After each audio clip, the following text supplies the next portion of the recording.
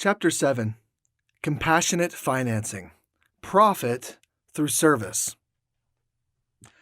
Everything about business comes down to people.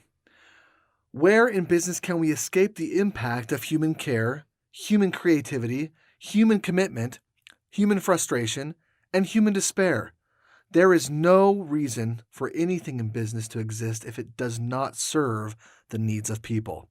Bruce Cryer. So I was just wondering, I've told a lot of people that I'm doing this audiobook, and people are like, oh, you're reading it yourself? And I don't know how to take that. Does that mean I've got one of those annoying voices, but no one's like willing to tell me? Kind of like American Idol, you can't sing, but no one's willing to tell you.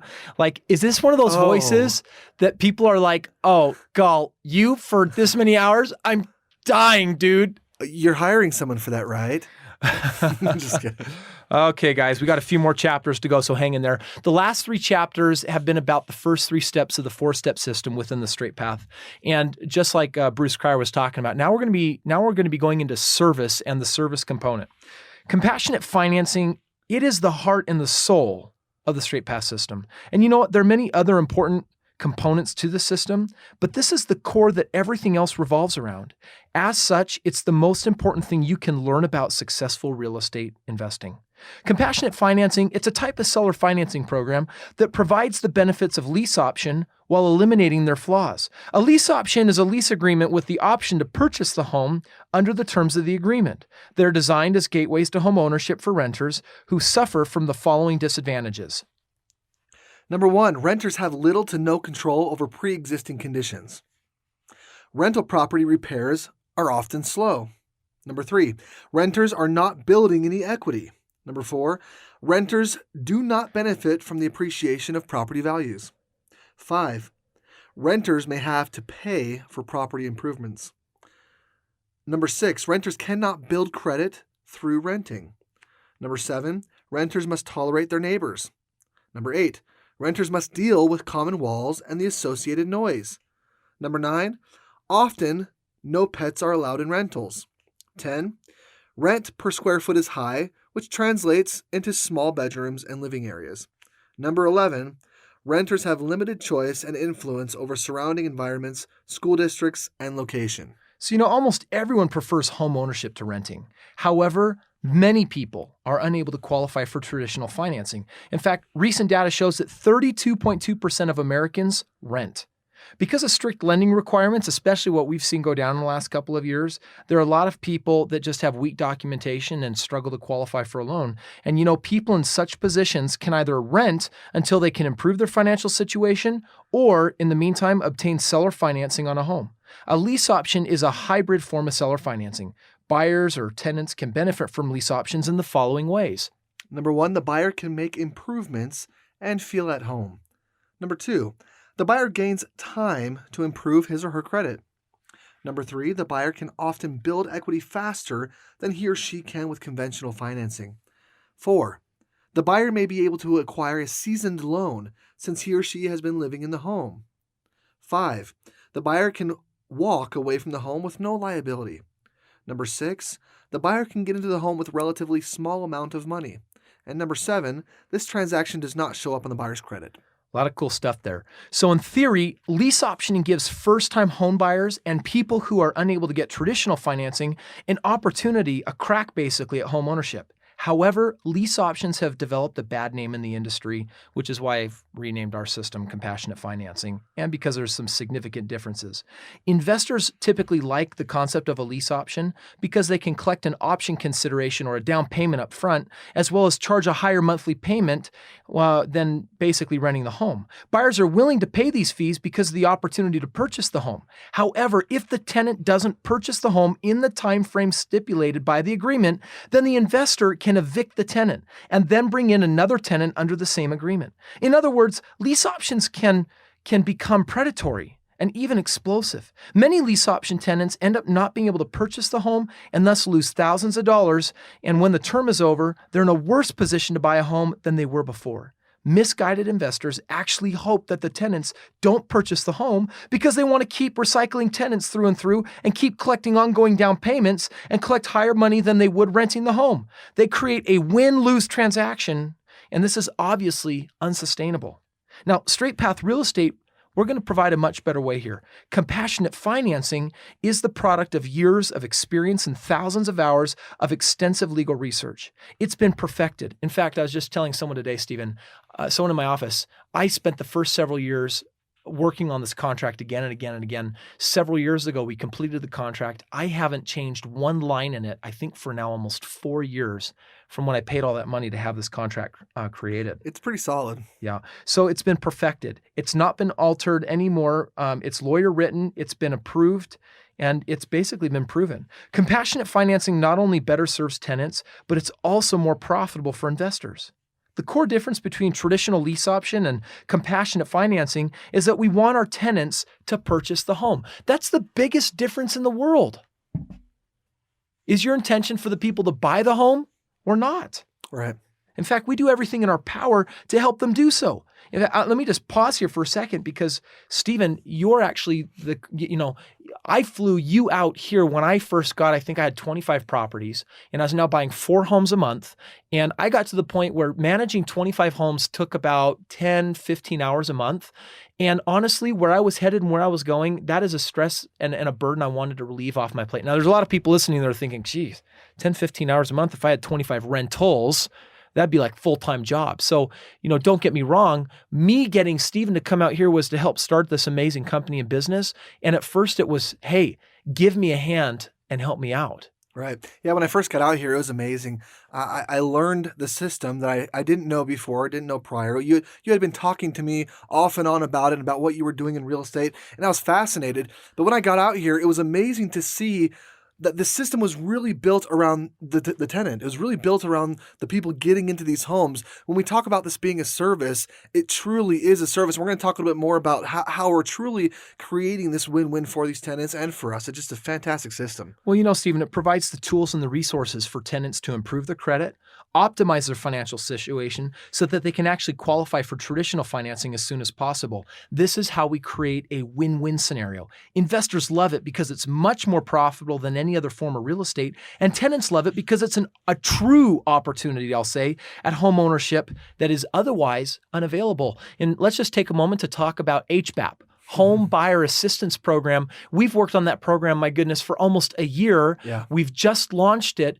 And the reason why we put it together is because so often tenants don't go through on the contract on buying a home because, Stephen, in your experience on their own, do they take the corrective measures to improve their credit or to get financially educated or to put some money together to buy a house? Definitely not. I mean, my experience has been people get into these properties with good intentions and they want to purchase the home, right? They're motivated at first and they put the down payment down and they pay the higher monthly rent, and they even fix the home up and they procrastinate. Human beings, right? They don't do what they said they even wanted to do. And so they don't do those steps that are necessary so that they can qualify for the home. So what we've created with the Home Buyer Assistance Program, which is a key integral part in the compassionate financing system, is actually providing them with credit repair, starting out the gate with budgeting and mortgages and learning all about your home and learning how to really purchase these homes at these discounts through compassionate financing system. And it's phenomenal. Well, I think at the end of the day, just even having them work with a mortgage broker, a professional that says, hey, I know exactly what you need to do in the next 3 months, 6 months, 12 months. I typically do a 24-month lease, plenty of time to get your act together. And instead of just saying, hey, get to it, they're terrified to work with financial institutions. They're obviously not necessarily good with money or managing their credit. So you know what? Recognize that and do something about it. Definitely. But even on a deeper level, compassionate financing, it's what I call a triple win transaction. The third winner is the community. Generating a higher level of home ownership fosters a greater sense of responsibility. It improves neighborhoods because of the pride of ownership, decreases crime and conflict within communities. In fact, our goal extends far beyond making profits for ourselves. We want to serve individuals, families, and communities. And let me pause here for a second. It's not like I'm this altruistic guy that says, I just want to bless the world, Mother Teresa. Guys, it's profitable. Guys, yeah. And when I have someone else's best interests in mind, and when I am truly providing value and service, guess what? I make the most money. If you want to make a lot of money, just serve people, love people, give people what they want in life, create true value. We want to give people the opportunity that they can't find anywhere else. And that, if you're reading this book, That is now your opportunity. You've got the opportunity to provide this for people. And maybe you're reading this book and you're thinking, oh my gosh, but what if I'm one of those that doesn't have the credit to be able to buy and be the investor? Check it out. Last week, one of my tenants that I put into my home a few years ago helped him buy the home. And you know what he just did a couple weeks ago? He bought a house and let it out to a family in the community. It came full circle. I don't care what circumstance or situation you're in if you're reading this book. When I got started in real estate, it took me 14 months to prepare to buy my first home.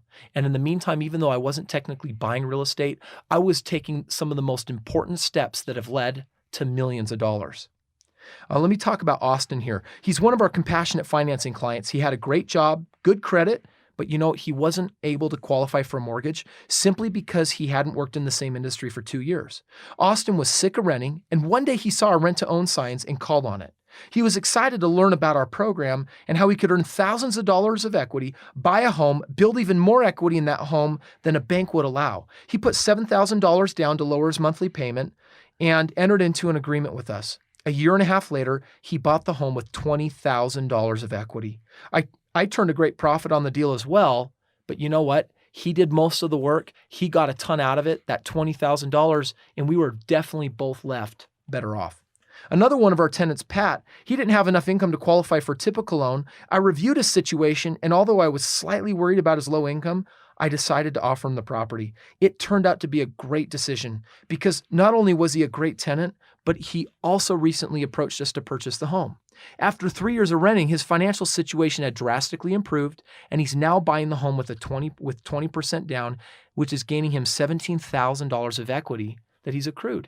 And if you're buying these homes with a lot of equity, can you afford to be generous to offer a service? Oh, definitely. I mean, that's what you should do. Another one of our investors, Tyler, he had an experience that demonstrates how compassionate financing touches lives. He had a home available that he was advertising as rent to own. He was approached by a family who had experienced financial difficulties. They explained that their daughter, one of 5 children, was terminally ill and that they had incurred substantial medical bills. Furthermore, Tyler's advertised home was right across the street from some of his family's relatives.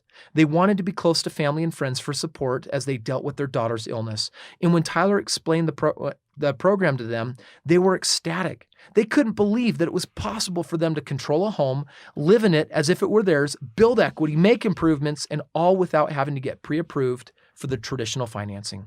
What made the deal work for them, though, was the flexibility. Without this program, they would have been forced to rent, they wouldn't have been able to live close to family, and Tyler worked with them to meet their needs during a very difficult time. He received $5,000 of a down payment, and they faithfully paid their rent for over a year. Now, not every compassionate financing tenant needs the program because of financial difficulties. We've got people like Garen and Stacy who are self-employed. And although they're doing fine financially, they struggle to get approved with banks because, let's be honest, look what's happened in the last couple of years here. Banks are frantic. A lot of them are going out of business.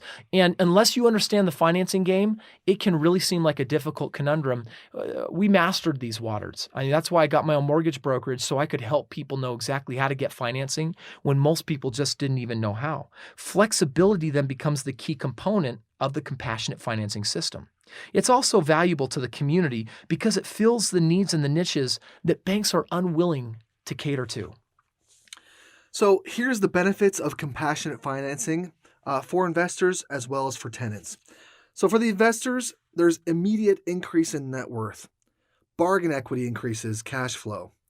Collect $200 a month above regular rent. Collect $3,000 to $7,000 in non-refundable down payment. Collect property appreciation. No property maintenance. I just got to pause, dude. That is one of my favorites. It's awesome. Favorites. With a rental, you never know when it's going to come calling. In fact, I'll throw this out. I meet with people all the day that have rentals. And if you're listening to this and you have rentals, I typically make $10,000 more each and every year I hold on to one of my homes that's converted to compassionate financing than a rental. So if you've got one rental, then that's $10,000 extra dollars a year. And if you've got 8, like a gentleman I'm meeting with tomorrow, that's $80,000 a year he could be saving. Fantastic. Property improvements are made by the tenant, which is very, very common. It lowers your debt to income ratio by doing it this way. Tax savings are huge. Save 6% on realtor fees when the home sells. There's all these things that just start adding up. I mean, something as little as 6% on realtor fees, that can be $10,000 or $15,000 of savings that don't come out of your pocket that add up to this big bottom line we're going to be talking about later. Definitely. And here are some benefits of compassionate financing for the tenants. It's a gateway to home ownership. It's a place to call home. They build significant equity. They build equity faster than with a mortgage. They're not throwing the rent money away. They can make home improvements. They're able to repair their credit over time. They can get pre-qualified for a loan. They can also get prepared for a loan as they're in the home. And there are plenty of incentives to prepare for loan qualification as well. Yeah. So what I want to do in this book, Stephen, is I made a decision. I wasn't just going to talk about this principle. I wanted to teach people in the book really how to do this. So what I want to do is I want to jump right into elements of a lease option contract, doing the compassionate financing system. What we're going to do is we're going to dramatically make improvements from the traditional lease option through a number of revolutionary elements. However, before these are detailed out, let's cover some basic moving parts of a lease option contract, which includes the following. Number one, option consideration. That's a word we'll use for down payment. Number two, the lease payment, or how much are they paying a month, like the rent. Number three is the purchase price. Number four is the length of lease. 5 is the bonus equity, or the what I call credited consideration upfront. What's the signing bonus, the equity for getting in? And the last one is the accumulated option payment, or the monthly principal. In other words, of every payment that gets made, how much am I contributing towards taking the purchase price down when they go to buy the home? So these moving parts, they're negotiable. They offer flexibility for investors and tenants. For example, one person may put less money as a down payment and have a little higher lease payment, while another may put more money down to bring that payment down. So let's go through all of these. The first one we want to talk about is the option payment. Now, option payment is what a buyer tenant agrees to pay a seller to make the contract with an option to purchase legally.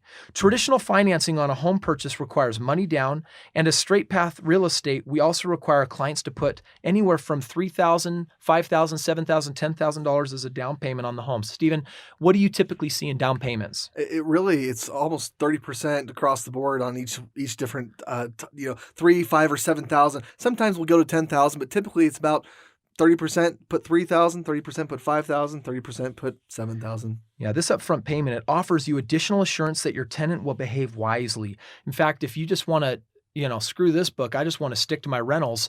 If you want to know the difference between getting a good renter and a bad renter, it's not check their credit. It's how much money do they have in the bank? Because if they're paycheck to paycheck, those people do make the worst renters as opposed to those that keep a little bit on hand. So it's important that the contract stipulates that this is an option payment, not a down payment, to be credited towards the purchase price. The law views the term credit as the tenant having equity in the home. And if you use that language, a judge could actually declare that your tenant does indeed have an equitable interest in the home. The next one is lease payment. The lease payment is the monthly payment paid by the tenant, providing a tenant with the option to purchase the home, allowing you a chance to charge a higher lease payment than you can generally receive in a rent. I require lease payments to be paid on the 25th of each month. This is just part of Kris's special secret sauce. Stephen, why paid on the 25th? Well, mortgage is due on the 1st. Might as well get it before then. I'd like to have the money for a little extra longer. You ever wonder why the banks actually say, oh, this will take 7 days to clear? Bull crap. The money is cleared right now. The bank wants to have it for 7 extra days that they can earn interest on it than you, right? Similar here, I like to have a 5-day buffer. Purchase price. Purchase price is what the tenant agrees to pay for the home when he or she executes the purchase option. The price can be set at the time of the lease contract when it's signed, or they can agree to pay a market value at the time the option is exercised as determined by an appraisal. And let me just pause on this real quick, Stephen. In our contracts, these things are legendary. One of the biggest improvements to typical lease option contracts is we will set a floor and we will leave out a ceiling. Correct. Which means that, hey, if I buy a house with $40,000 of equity, then what I'll do, and let's say the house is worth $240,000, I may say, hey, no matter what happens, I can't sell the home below $230,000. Which means that if the market goes down 10 grand, I've got a little buffer in there. But if it goes below that, now I, as the investor, become hurt. So that's one of the ways that I protect myself. And yet at the same time, I'm not going to leave a ceiling. It's not the floor that actually sets the purchase price. It's the ceiling. So in other words, if in 2 years they go to buy the house and the market's appreciated and the house is worth 260 and the appraisal says 260, then they're going to pay 260 minus all the bonus equities and down payments and principal that's been applied to that. So I've got this protection with the floor, but by having an open ceiling, I allow for the market to help dictate what the real price of that's going to be. I found that to be one of the biggest win-wins because typical lease option will set just a purchase price. And who can know what a house is worth 2 years from now? Well, we talk about risk in investments and associating risk and high risk with high return investments. Well, what this does is it really mitigates a lot of that risk. It takes a lot of that out. So you're not stuck in a situation where if the market does tank, you're now giving up thousands of dollars, right? You're actually holding yourself pretty steady. You've got it. Length of lease. While a rental agreement is usually 12 months, you can write up a lease option for any time frame that you want. You're going to have a contract that's longer than 1 year. We recommend that you write one for a year with an option to renew for 2. So that means a 2-year contract. And that way, if the people after 1 year were doing okay, I don't mind renewing with someone that's making their payments on time. And that way 2 years becomes a very realistic time frame. But I leave myself a little bit of an out in the event that they haven't been that great, or I want to apply a little bit of heat that says, hey, I'm willing to renew, but you have got to start making your payments on time. Credited consideration. This is that bonus equity. And this is a tool that says, hey, shoot, I bought this house and you know what? The carpet it's okay. It's not worth replacing, but it's not exactly brand new. I've had the carpets cleaned. The kids put some crayon on the walls in a couple places. You can fix that if you want. But sometimes when you get a family in there, they're saying, yeah, this is great. I'll go ahead and take care of those minor problems. And in exchange, you give them some bonus equity. And now you can give them bonus equity of nothing, $3,000. I rarely do something like $5,000, but if they say, hey, if I go in and wanted to put some tile in the house and want to do some significant upgrades, is there a way I can be credited for it? Yeah, we call it credited consideration. And as long as you do those things by the time you buy it, I'm totally willing to give you a bit of a discount. So they can earn some sweat equity if your house is livable, functional, but maybe cosmetically a little distressed. The last one is accumulated option payment. When you pay your mortgage, a portion of the payment is applied to your principal balance. Likewise, with lease option, a portion of a payment made on time may be credited to the leasee's equity in the property. This is another powerful incentive to encourage timely payments because they lose this when not paid on time, and then they've even got some fees that can come up. So I'll do $50 a month, $100 a month. I've even done up to $200 or $250 a month to be applied every time they make a payment because I'm the investor. I know what I'm into the home, and if I've got a good margin, I don't mind incentivizing for following the program. Now, here's an experience from Tyler, who is an REIC investor with Compassionate Financing, who's used this system. I have been a landlord for a couple of rentals for the last 5 years. Last December, one of my renters' leases was expiring on December 31st, so I decided to try the Compassionate Financing program. I hired REIC on the second week of December to sell the contract, and they had it sold, and the contract closed by the last week of December. I had a new tenant before my old tenant's lease had expired.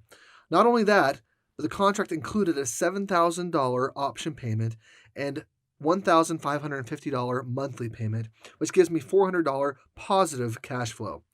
During my previous days as a landlord, I was constantly involved in the maintenance of the property, which required AC and plumbing repairs, lawn maintenance, snow issues, etc. My renters were calling me all the time. Since converting my rental property to Compassionate Financing, I not only have positive cash flow, but my total communication with the tenants has been nothing but 2 text messages in 7 months. They are on track to purchase the property at the end of the term, which will give me enough equity to expand to more properties after that. Okay, so let's just talk about then what sets compassionate financing apart from lease optioning, because there's so many similar components, but I do want to distinguish as we're creating a new name. As mentioned before, lease optioning sounds great in theory, but it's often flawed in practice. Statistically, very few lease option tenants are able to exercise their option to purchase. In other words, to get approved for traditional financing. This means that they lose their option payment and the additional monthly amount often basically gets flushed down the toilet. So while this may benefit individual investors, in the long run, it doesn't serve buyers and the community, which ultimately makes this unsustainable and unworthy of quality-minded investors. Now, another flaw of lease optioning is that it automatically sets up a win-lose purchase transaction. When the purchase price is set up front, either the tenant or the investor will lose. Or if the tenant purchases the home, then when they sign the lease option contract, they've got no idea what the market will do a year from now. So how could it ever really be fair to pick a future purchase price unless I guess right on the dollar, either I'm going to lose or they're going to lose. And I'll tell you, I know what it's like to sell a home and leave a lot of money on the table because I picked a price and the market went up way more. And I also know what it's like for the buyer to be on the other end when that's the short end of the stick. And so that's why this becomes a really big concern. Compassionate financing utilizes 3 different components to eliminate these flaws, which are the following. Number 1, flexible purchase price. Number 2, bonus equity. And 3, financing assistance for tenants. Flexible purchase price. When selling a lease option, we don't settle on a future sales price up front, as I've mentioned. It can be difficult for just about any individual to guess what the market's going to do, especially in an area, a neighborhood, a particular home. Even though it goes up over time, we do know that at a somewhat consistent rate, we do know that it's changing. The floor, what I create, is the purchase price plus 75% of the difference between the purchase price and the CMA value at the time the contract is signed. This means that no matter what the market does, we will never sell the home for a loss. 75% means if I buy the house with $40,000 of equity, it's worth $200 and I buy it for $160. Then that means that 75% of the difference between what I buy it for from the CMA or the $160 to $200 is $30,000. So in other words, I'm going to set a minimum price at $190, $10,000 below what it actually came in at. Then when I sign the deal with the tenant, I stipulate that purchase price, it's not the purchase price, it's just the minimum and we can't go below it. However, we are, like I mentioned before, we're also not going to set a ceiling. We're going to let the market dictate what it's going to do. This creates protection from market volatility. So let's talk about protection from market volatility. Straight Path Real Estate offers more protection from market downturns than any other system, both for investors and tenants. If the market tanks, we can allow tenants to wait it out until it is beneficial to them. Also, in down markets, homes below the median price are generally the most shielded from losses and often continue to appreciate when the higher end market loses value. Awesome. The second thing that we provide a solution for is this bonus equity. I've never seen this done before. We encourage you to be generous with your tenants. I often give $2,000, $3,000, $5,000. Listen, I'm not paying the 6% realtor fees, and so I can afford to actually credit some of this to them as an incentive to buy the home. We don't typically set any prepayment penalties on a home for premature purchase, which offers nice flexibility for the tenant. Because ultimately, remember, as the investor, I want to get rid of this home. I want them to buy, and usually the profits that I get from selling one home allows me to go ahead and buy 2 more. So it's all about growing my portfolio and not just trading from one house to the next. Also keep in mind that a tenant's accumulation option consideration is credited towards the purchase price when they purchase. For example, suppose a contract stipulates that $200 a month will be applied towards the purchase price as they pay on time. If the tenant is leasing for 2 years, they can get up to an additional $4,800 that can be deducted from the purchase price. So they've got the bonus equity up front. Let's say they have $3,000. Then they've been making their payments on time. There's another $4,800 in this scenario. And that's what we're going to reduce from the purchase price plus the money that they put down. And all in all, that's what's creating this significant value for them. The biggest and last thing that we do that separates us with the compassionate financing is the financial assistance piece. Listen, we want our tenants to purchase our homes. It makes their lives better and makes us more profitable. And it's the only sustainable way to run a lease option-based program, the most profitable system in all of real estate. We're much more profitable when they actually purchase the home. It's this principle of velocity. The more homes we buy, the more money we make. So focus on taking your money and turning it into more homes. Real estate investment companies, REIC, we've got an entire in-house program dedicated to helping tenants improve their financial situations, as I've explained, and that's the Home Buyer Assistance Program. And if you want to learn more about it, you can log on to www.straightpathrealestate.com, along with all these other free gifts and downloads and great information there. Now, we're going to switch gears here, and I want to talk actually about how to execute this program from marketing to signing a contract. Steve, you ready? I'm ready. Okay. The process of compassionate financing consists of 3 steps. Number 1, marketing. Number 2, qualifying applicants. And 3, executing contracts. So let's hit marketing. After closing on your investment property, you want to get it under contract with the tenant as soon as possible. You also want to spend as little money on marketing as possible. Following our system will enable you to secure a tenant quickly and with minimal expense and hassle.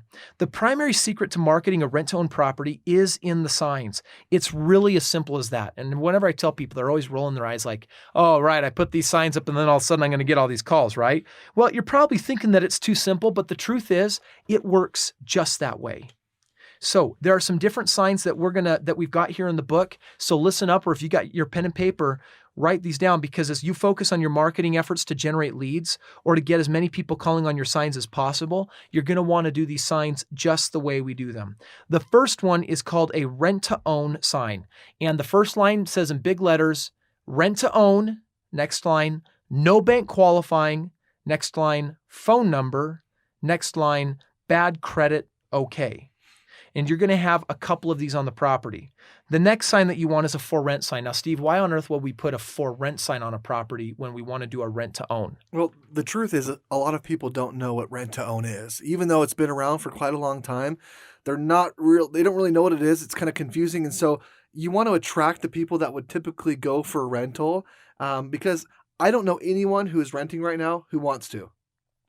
So in other words, everyone who's renting wants to be an owner. They just don't know how to be it. But we'll also throw up a sign on the property that says for sale by owner. Oh, sure. Why would we put that up? Well, look around you. People are trying to get loans left and right now, and people are getting denied over and over. So what we're doing is we're just casting the net out there to the largest group possible, whether you want to buy but can't right now, whether you think you want to rent but really want to own, or if you know what rent to own is, we're gathering you all in the same bucket and offering you the opportunity. So if you want to write this down, there are 5 specific signs, and let me just explain this diagram in the book, is that if you're looking at the front of a property from the curb appeal point of view, on the left corner and on the right corner, I've got these rent to own, no bank qualifying signs.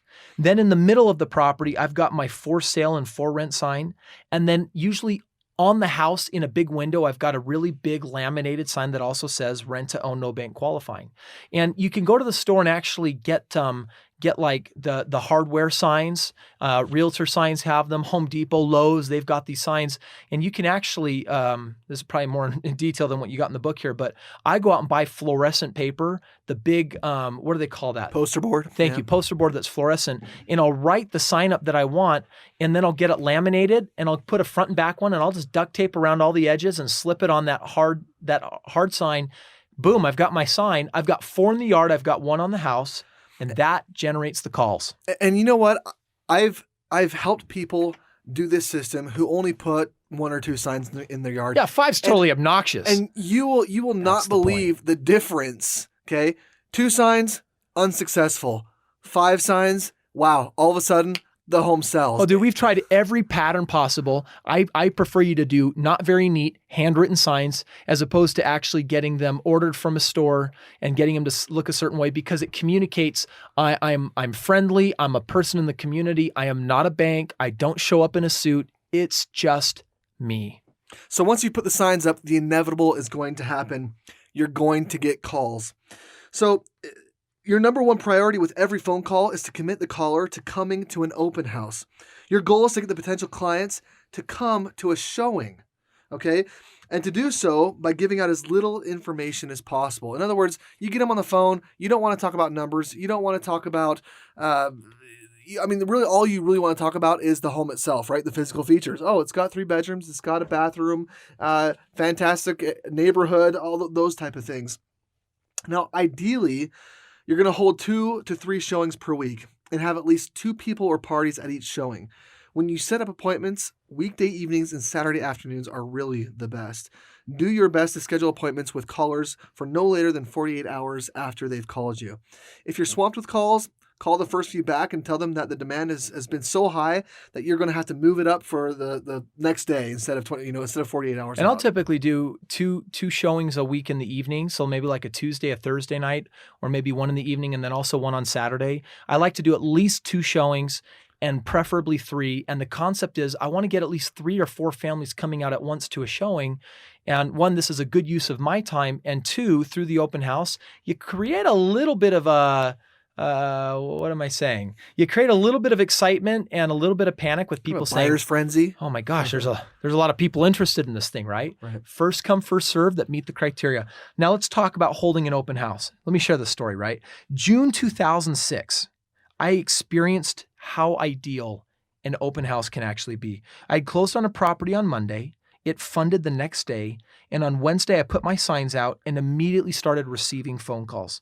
I got sick that day, however, and I decided to hold off on the open house because I wasn't feeling too well. I ended up actually pushing off, I don't have this in here, but I ended up pushing off the open house till Saturday. In fact, Saturday morning, I kept telling all the people, Saturday. Saturday, I showed up. There were several families already waiting. And I was a little embarrassed because I got there a few minutes late. So there, I think, were like 5 different families up on the front steps. And as I walked into the home, I realized that I wouldn't be able to talk to everyone separately. So I asked them to take their time and just view the house all on their own while I was getting set up. And they all just started walking through. 10 minutes later, everyone started gathering together in the living room saying, great, like the house, what's this program, what's it about? And this is my first time doing this. Not my first time selling a house like this, but this was so ideal. I gathered all the different families in and I said, okay, I've got this flyer. By the way, the flyer's available at our website, straightpathrealestate.com. So you can manipulate it and edit it. It's a really cool packet of contracts and stuff that we're giving away for you guys. Anyway, I had the flyer there. I explained the situation. I explained how the program worked. I explained the down payment.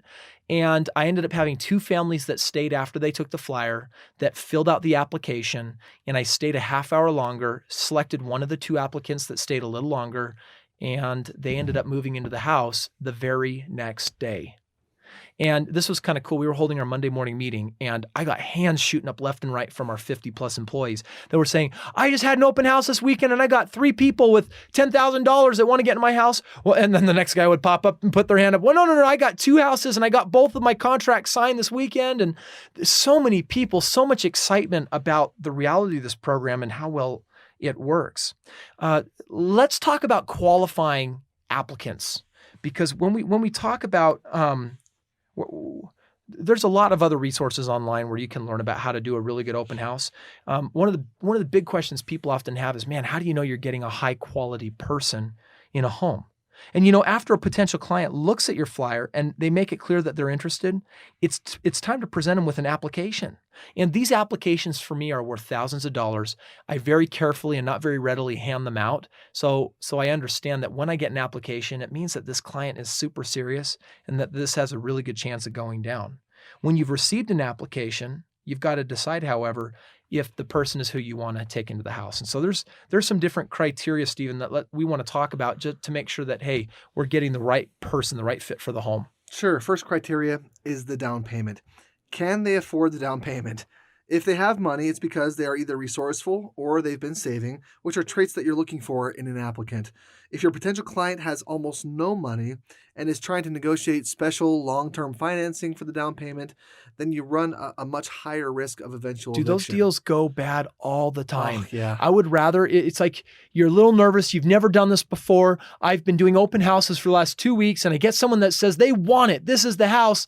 And they can give me $1,000 down, even though my minimum is $3,000. And don't worry, my tax will come in and over 6 months I'll pay it off. Steve, what happens when I go in on that? You'll always end up being a collection agency. Not always, but almost pretty high always, likelihood. Right? So one of the key things is always collect at least $3,000 up front. Go ahead, Steve. Okay, I'll go for it. Number 2, monthly payment. Can they comfortably make the payment every month? Don't trust the people to make this determination on their own. It's up to you to put yourself in their shoes and decide whether the payment is realistic for them. Well, and by the way, banks actually, just so you know, they'll typically let you have a house payment that'll represent up to 45 or 50% of your income. So if someone makes $4,000 a month, that means that in general, banks will let you have a house payment maxing out at $2,000 or $1,900. And if the banks have that as a criteria, may not be a bad criteria for you to look at as well. I mean, is their income based on commissions? Well, Good month, bad month means that's going to affect whether I get paid. Do they receive additional income from other sources that aren't represented? Or do they have financial obligations like, well, I've got a motorhome payment and 2 car payments and I've got child support, and shoot, when I add all it up, I just don't see on paper. Like, guys, this is common sense. Can they make the payment? Could you make the payment if you were in their shoes? And if the answer is no, even if they have a down payment, you may want to forego. However, I will say this, if they've got money for a down payment, those people, like I said, they're pretty financially smart and wise, and it's rare that you actually walk into a bad situation when someone has the financial money. Definitely. Or whatever. Yes. References. Okay, this is another big one. Follow through and ask 3 of the references whether they pay on time, take care of the resources, and are financially dependable. If all of the references are family members and friends, be sure to talk to at least a couple of the non-biased third parties, such as previous landlords. In addition to this, and I don't believe this is even in the book also, but I would recommend doing a background check. We've actually found that that's very useful. I mean, references are one thing, but sometimes people will just put friends and family and people to lie to you. So do a quick background check. You can spend $30 and it's not lying, Stephen. It's sugarcoating. Oh, excuse me. Credit report can also be really useful. However, don't expect to see flowers when you pull the credit. I mean, what did you expect? They're interested in your program for a reason. I think the background check, Stephen, there's a lot of validity to doing that. Once you're comfortable with an applicant, you've considered these different things, set up an appointment to meet with them. I usually like to go back to the house so they have a second chance. They often bring their family or kids over and start picking out bedrooms. And that's where I like to sit down to go over the contract. So let's talk about executing a contract. And again, I'm going to remind you that these contracts are found online at straightpathrealestate.com.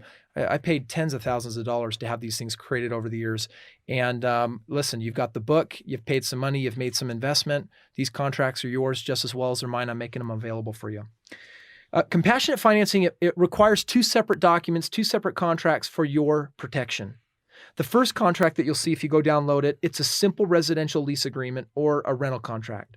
We also simultaneously use an option payment agreement, an option purchase agreement, and this specifies that your client's going to put money down and have the option in the future to buy the home. Using these 2 separate contracts creates protection for you and for the client, and from them ever being able to claim an equitable interest in the property. Now, an equitable interest, is an interest held by virtue of an equitable title, or a title that indicates a beneficial interest in property and that gives the holder the right to acquire formal legal title.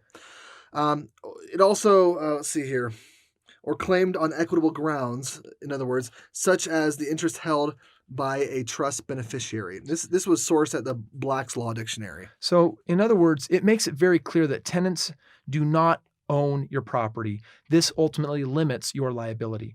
If a tenant doesn't pay their rent, it's fairly easy to get them out of the home. But if the tenant claims that they've got equity in the home, shoot, that's a much harder process. So in addition to using these 2 separate contracts, be aware that we also use specific language to protect you from a client because, listen, you're the investor, it's your home, and you got to make sure that you're protecting your assets just as well as you're looking out for their best interests as well. Now, there's a couple of things that we need to consider in the contract. The first one is what we call option payment or consideration. And this term, it's in reference to the down payment. You'll see that in the contract. We don't use the term down payment because that can insinuate that equitable interest. The next one is accumulated option payment. And that's used to refer to the amount of money you credit a client every month. This is only this is only credited for on-time payments. So this is similar to a bank's offering an application or for you to actually, when you buy a house, you're going to make a payment and some of that money is going to actually go towards decreasing the amortization schedule and getting that home paid off. We're doing something similar to that. Credited consideration, that term refers to the bonus equity we sometimes offer our clients as an extra incentive if we need to. Liquidated damage, this is a cool one. You'll see this term in the option purchase agreement. It means that any money the client puts into the home is non-refundable. So they can't walk off with the flooring they put in or with the carpet. It simply says if you don't fulfill your end of the bargain and walk away, liquidated damages, all the work you've done stays with the house. Credit equity. These words imply an equitable interest in a home. So if you see a derivation of these words in the contract, they're permitted in their context. Otherwise, you're not going to find this verbiage in the contract. And the last one, tenant landlord. We do not use the term buyer and seller, again, because of that equitable interest. All this terminology we found in all these different states is what protects us from being able to offer the service to people, but making sure that someone doesn't turn the table on you and take advantage of you. Although we've spent years and thousands of dollars with attorneys perfecting these contracts, I'm going to be providing them for free. Let me talk about Dan. He's one of our investors. He took his first property through the whole process last year. Having worked for years as a corporate trainer and critical thinking consultant, Dan had been exposed to a lot of wealthy people. He realized that those who had made their money through a small business struggled through an intense 3 or 5 year period of time, making it through the founding stage, and most of them failed over time.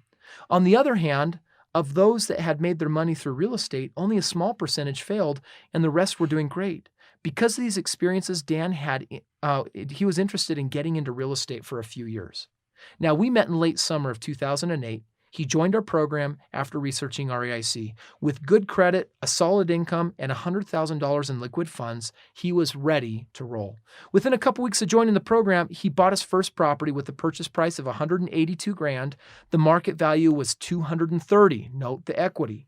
Though the home had been cleaned immaculately, it was a little dated, but it was located on a busy street, which actually made it an ideal home for the Strait Pass system. Dan became a bit nervous, however, about his investments when he started showing the home, and the first few people provided negative feedback. However, he was encouraged upon receiving 2 or 3 phone calls per day from the first day he put those signs out. Guys, the system works. And after Dan had been advertising the property for about 5 weeks, a family told him they wanted the home. He made a mistake by taking down the signs, though, before the contract was signed and he had received a down payment.